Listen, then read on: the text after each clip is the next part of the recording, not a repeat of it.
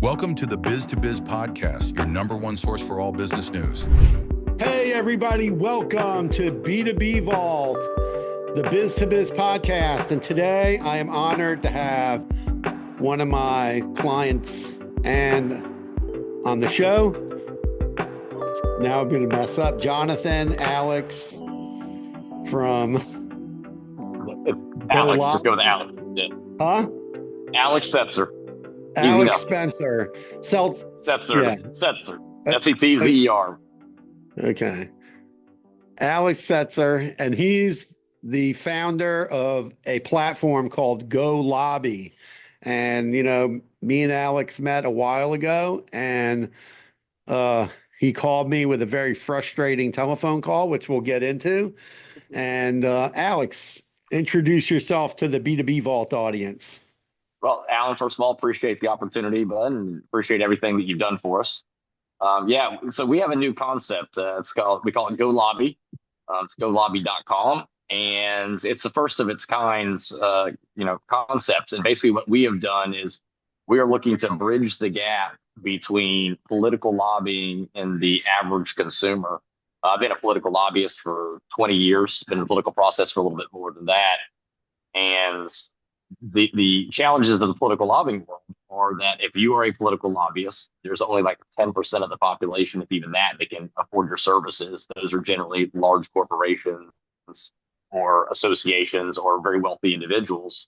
And the other side of the coin, and this is just through my experience, was that the average consumer, and I would see this in every single meeting I would go to, whether it was state or local level, and you'd have 250 people in the room who would be, we can't afford the expensive lobbyists, and the cards are stacked against us, and we never had a fighting chance.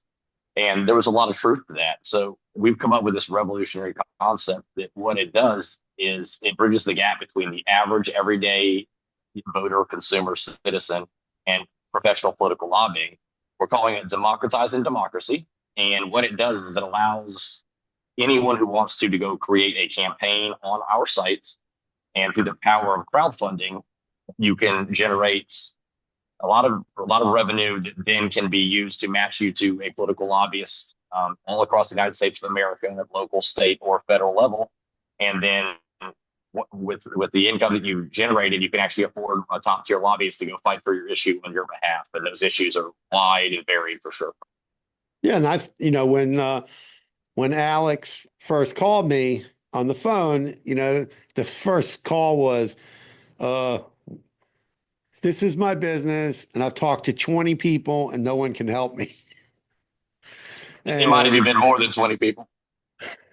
And I sat down, we had a conversation. He basically explained his whole business to me, showed me the website, which took, we had to go behind the scenes and look at everything. And then I kind of had to explain to him the process that we had to go through to get this from start to finish. And it was a really, I know it was time consuming. And Alex and his team, I really give them credit because they had invested a lot of money into this project. And, I wanted to help. I was determined to help them finish the project. And through, we met and we had many experts in the credit card industry. And I want to tell you, many, many people. We had Roberto from one company who ends up to write the business, look at everything and give his suggestions. We had another compliance expert come in and give their suggestions. And then all in the end, all the suggestions and all the work paid off. And we're at launch code right now. Yeah, it's funny because, I think anybody who's ever started, especially an online platform or any new venture, you always know there's going to be some bump or some rub, like one issue that's going to be the hardest issue to get launched and to overcome. In the beginning of this process, if you would have told me that was credit card processing, I would have laughed at you. I honestly believe that would be something that we would do. Hey, I want a credit card processor. I'll ask for it on a Friday and get it on a Monday type of deal.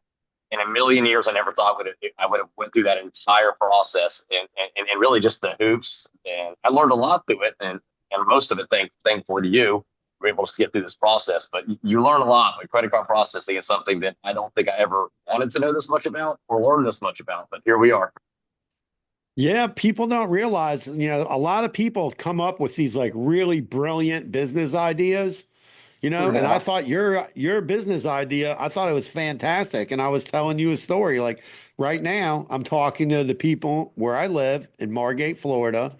There's a golf course in my community, and the golf course owner wants to build all these apartments. Mhm. The neighbors don't want it.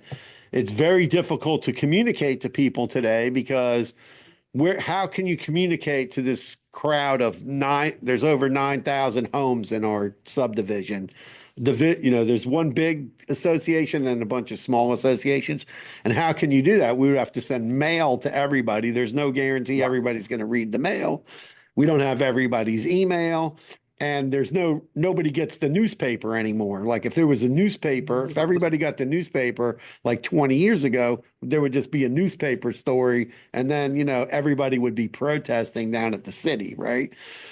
And yeah, we've had a couple meetings and I'm trying to convince like a bunch of the people that we should do GoLobby and get a lobbyist and then kick this landowner and the city in the cojones, right? And Yeah.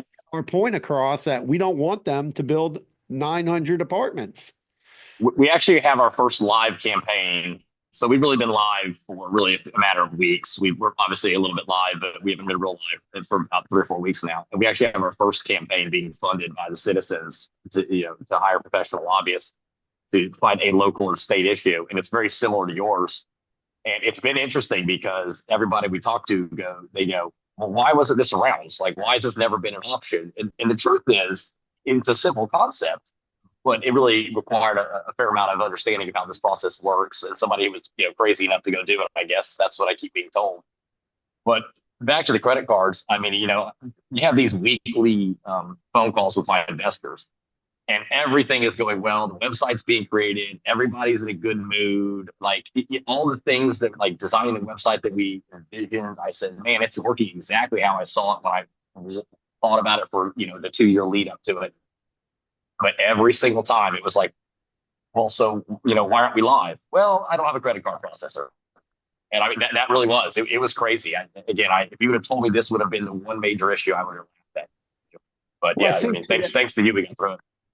a lot of people don't understand like there's compliance issues that come into play when you're doing different things when it comes to payments as to how that's going to all play out. And even the simplest e-commerce website, you know, a simple website, just selling like whatever, you're selling this on the website or you're selling a cup, right?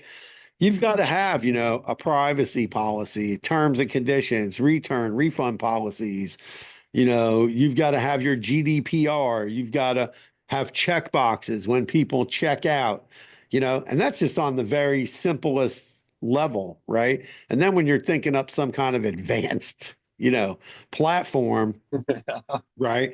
Oh, well, we're going to do this crazy thing. And that's always it. It's like the thing that nobody's ever done before, right? And I can say that in the last year, I worked on two projects that nobody's ever done before, like a business no one's ever heard of, and we got them both approved by two different banks, Alex's company, GoLobby, and another company. And no one had ever worked on any of this before. And it was just about, like going back to the bank and going, okay, like, is that threading the needle? Do we need anything else? Anything else? And then going to somebody who was like very knowledgeable with compliance and asking them to do me a favor, right? Normally, Yeah, for sure. won't say that. I'll say, my friend Kevin, right? Kevin doesn't like publicity, but in order to get somebody like Kevin to like look at your project, you might have to spend thousands of dollars to get Kevin to do that. But since he's a friend of mine for over 20 years, I called them in and said, hey, could you put eyeballs on this? Yeah, And I mean, it's even more complicated than that. because, and I had this conversation with somebody who's interested in starting their own site right now, and it's a little less complicated than ours, and it's not as outside the box. And remember, we're the first of its kind to do this. So, banks don't like the new, right? Banks like put you in a certain cookie cutter box, and this is the box you live in. So when you're trying to live Right. in like two boxes, they're sitting there going, "We don't know what to do with you." It's not an exaggeration to say that I talked to 20 or 25 people before you came onto my radar, and all of them, it was just, well, I can't put you in this box, and you don't fit in this box, so I don't know what to do with you.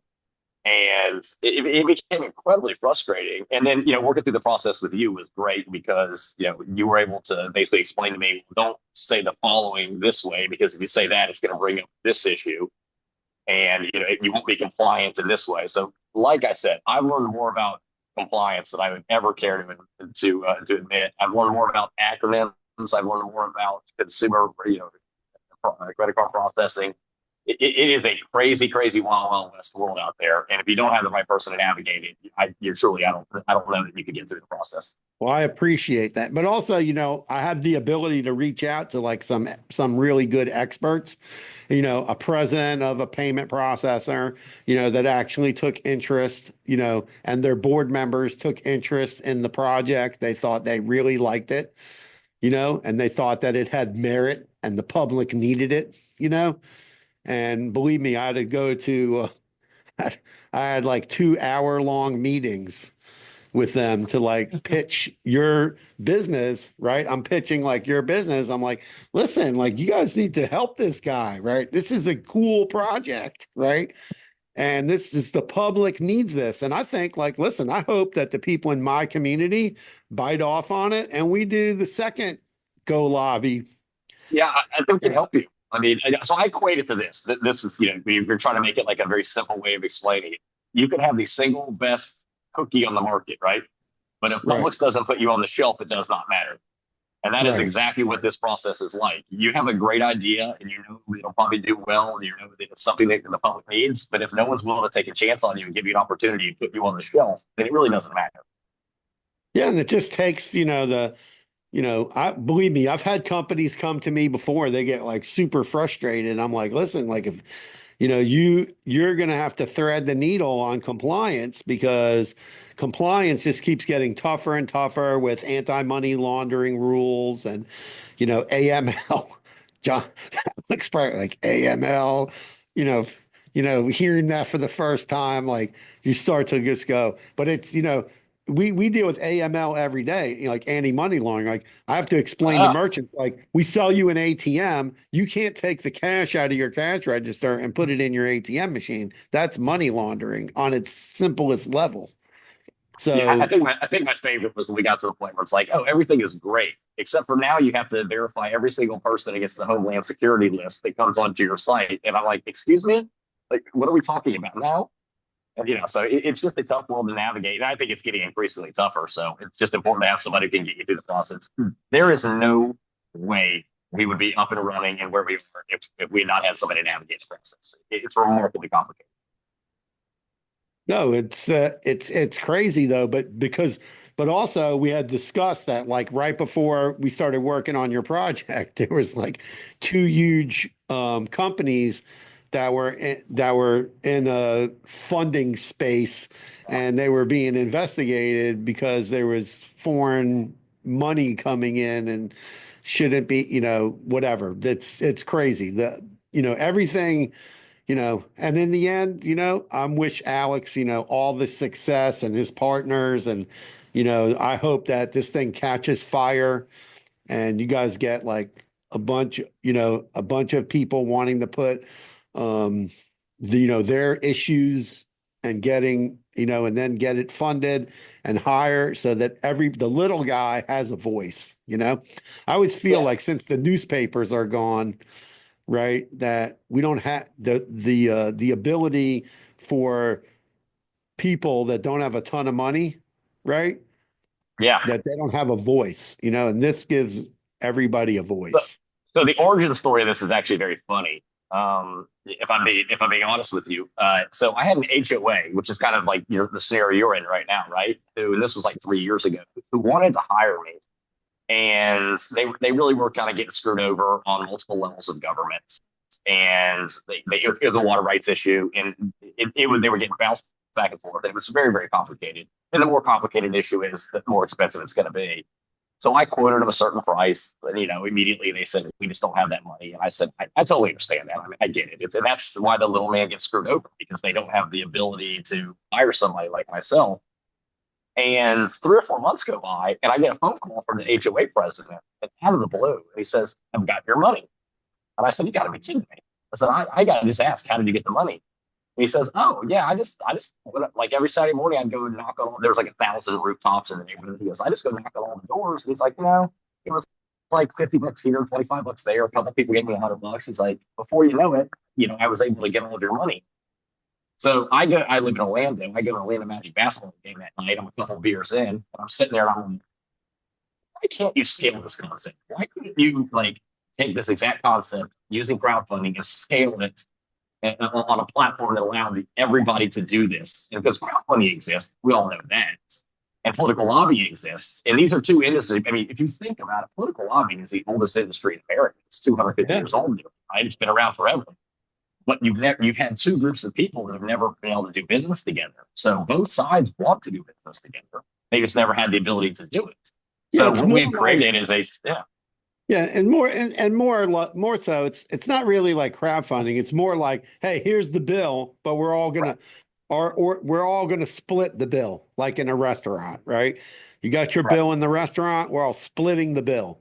And that's kind of like what the concept is. It's not really like a crowdfunding, because the money's not coming from all over the place. It's coming from a select group of people.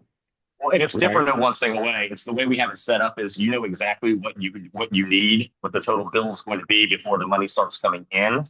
Right. So then here's our very specific bill. Like you said, everybody put your credit card in, right? I mean, it's not like we're just going to raise as much as we can. It's like, this is what we need to hire. We've selected this individual we think will be the best for our issue. And the total bill is this, and we all need to chip into the pot here to make sure we can do this. And like I said, it is a new concept, and we're looking to prove it. And I believe, give us some time here. I believe once people, it's an education process too, because it's I think it's great for like associations. An association has an issue. Okay, we got 2,000 members in our association. Everybody can chip in to pay the bill. Yeah. So we actually are in talks right now onboarding a couple of those in the first month here. And so there are many associations out there who hire professional lobbyists. I'll use an example. Like every state probably has a realtor board who they do, they hire political lobbyists on behalf of the realtors to go to their state or local level and fight for certain issues. So they already are all shipping into the pot. The problem they have is you've got 2,000 lobbyists across whatever state you were in, and everybody's got to mail a check in, and somebody's got to track the money down. Now all you got to do is send them a link and say, everybody just make your donation here, and the money immediately goes to pay for the lobbyists. So it's simplifying the process. Yeah, I think there's a lot of opportunity out there for associations, for homeowners to really get their voice heard. Like you were telling me, it's not like overly expensive, but you just have to have a way where everybody can share and pay the bill. Everybody can pay, chip in to pay the bill. Well, and the other side of the coin is this: it allows for a very fast process. So it's no longer like I've got to mail you a check to do this, or we've got to go knock on doors to get the money. It is because politics moves very quickly. And a lot of times these issues, you have 2, 3, 4 weeks, or, it might be an issue like, hey, we're going to gear up for this for a year. But in a lot of times, and HOA is a great example of that. Maybe you're talking about this golf course. You might have a city council meeting coming up in 6 weeks, and you're like, we've got to mobilize now. And so this is the quickest, easiest way to bring on a professional to go fight on our behalf.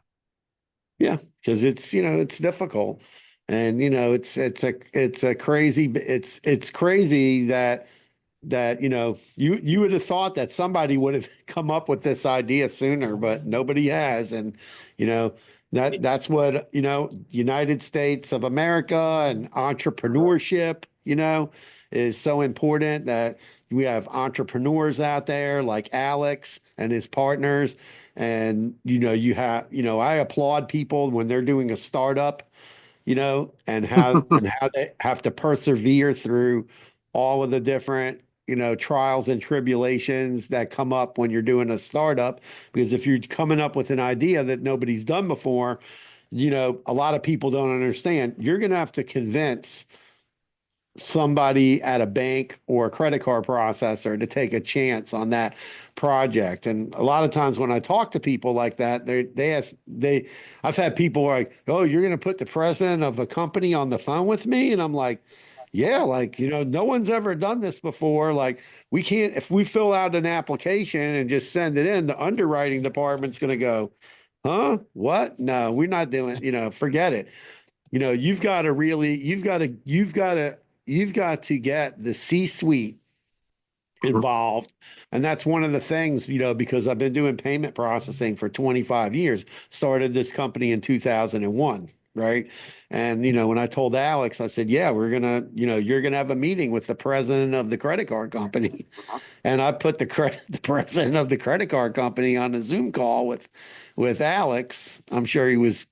I hope your team was impressed. Like, you guys got to talk to that. Well, I can tell you this: President. in the 20 to 25 previous applications that we had put in, uh, it was, most people were the first line of defense, the second line of defense. Maybe you get past that, and the second person in some room who you never get a chance to talk to is like, no, we're not doing that.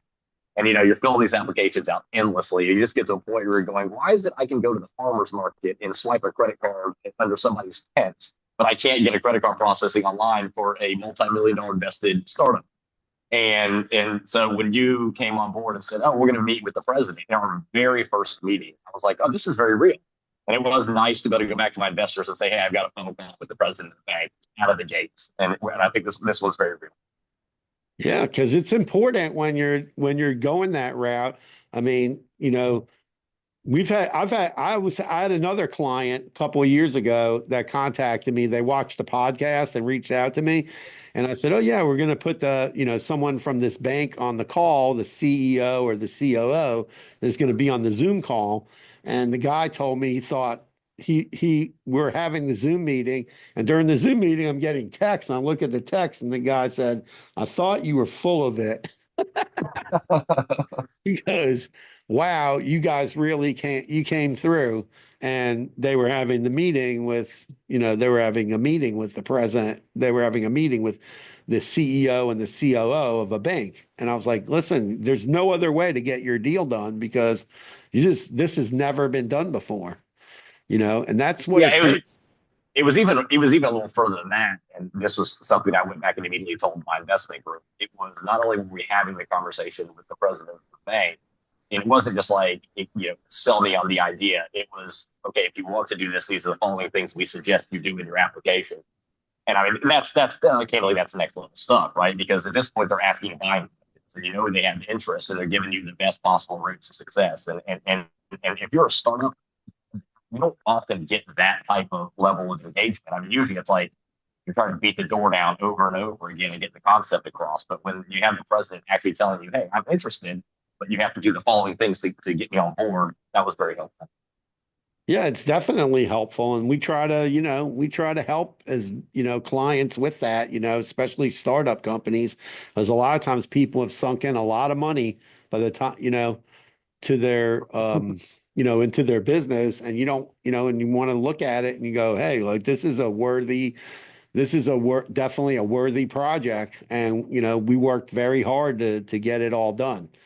And I wish Alex like great success. So tell everybody, the audience, like, what kind of, projects should people consider bringing to like GoLobby, besides we talked about like homeowner Sure. associations, we talked about different types of associations that might exist, a realtor association, or maybe there's like a union out there and they need a voice in Congress, like. Yeah, I mean, so I actually think that's the beauty of this concept is there is no lack of clientele or consumers or voters or citizens who could benefit from this, right? So it might be something as very specific as we are trying to stop, something from being built down the road, or we want something built in our community, or we need funding for a community center, or any of those things.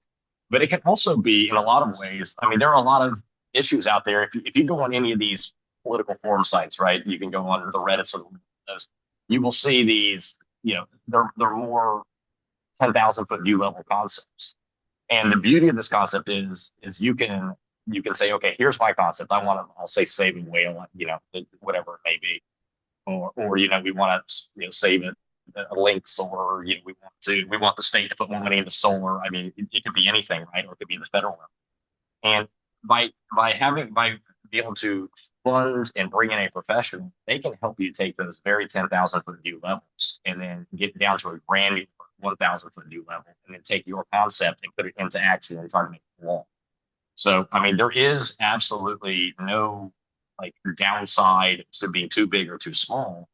And the argument that I've always made is the way our website works is you start funding the concept, get a bunch of people to fund, or maybe you have those groups who are already ready to fund. You have a very specific idea. But, the money isn't gone as soon as you donate. As soon as you donate, the funds are not the funds are not distributed until you actually have a lobbyist. So we're allowing people a really good opportunity here to take things that they can't really sit around and talk about every day, whether it's, the kitchen, on a chat forum, maybe talk about since they were in middle school or something important to them, and finding like-minded people and pulling the resources together to pay for a professional to go make this happen. And in the political process, I've told this to people. I'm sure everybody has been in a room with 250 people, whether it's a community, a city council or a county commission, a state house or the federal government. And all 250 of you, or 300, whatever it might be, you have these concepts in mind. You know what you're trying to do. And what's frustrating, and many times this is true, is that the other side that you're fighting against is probably very well funded. It's probably a corporation or a very wealthy individual. They have been having these conversations with elected officials behind the scenes for months and weeks, because they could hire a professional who knew how to go in there, knows how to talk to staff, knows how to knock the doors down, and understands how the machinations and mechanisms of government. So we're calling it democratizing democracy for a reason, because it allows the average citizen to now be able to access the type of political power that you need to navigate these hallways and to affect real change. And I do think it's game changing, because in the history of America, there has never been this opportunity for the average citizen to have access to this sort of thing. It simply has never been done. And so that's what we're attempting to do here. And we think it's a revolutionary concept, and we believe it's going to take off. Yeah, and that's exactly what's going on in my city, is that the developers having backdoor meetings with the not with the elected officials, but with the people who work in the city. And I think that issues that are that big need to be the citizens need to vote on. It was very telling in the election, our local election in the city. There's 55,000 or 58,000 residents, and only 11 or 12,000 voted in the local. Yeah, I make this joke, and again, I'm to the average citizen, I'm the evil lobbyist, right?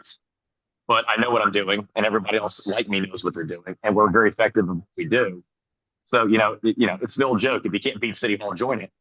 And I've told this to everybody. I'm like, look, I understand your frustration, and in many ways, you're absolutely correct that you have been locked out of this process, and it is in a process of 1% who have the ability to hire people like myself. And what if you level the playing field? What if now that 99% can access the 1%? Just think about the change in dynamic that does to the power structure. Because now, not only do the elected officials have to listen to the voters just when there's an election, they now are being accessed by those very same voters, by the powerful people that they're used to talking to every single day. It just levels the playing field. And it really is. And I understand it's a changing dynamic. And I have to tell you, whether it's, I've had this conversation with city groups, county groups, the average citizen, get my hair cut, I have the conversation, right? And then I've also had this conversation with lobbyists all across America, because we want them on the website. We want them to, make themselves available to the average citizen. And it's funny, because everybody has said the same thing to me. They're like, why has no one else done this? And the truth is, I think this is true of a lot of ideas. Sometimes the simplest solution is the right solution. And I just think that there's been this belief that you will never be able to combine the two, the average everyday citizen and the political power. I think there's just always been this chasm. And I think we live in a world now with technology, and we see this online where that world is shrinking, right? And so for 250 years, you didn't have access to people like myself or other people. Well, now you can. It's just a matter of utilizing a new technology. And I'm excited about it. And I'm excited about it for a lot of reasons.